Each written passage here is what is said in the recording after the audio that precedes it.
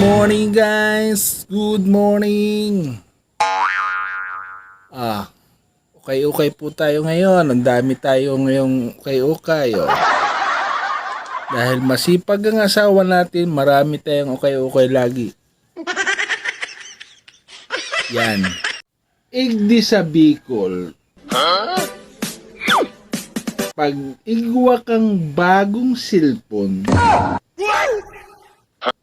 si mga chismis, mga maritis, nakarahiriling sa inyo. Oh no!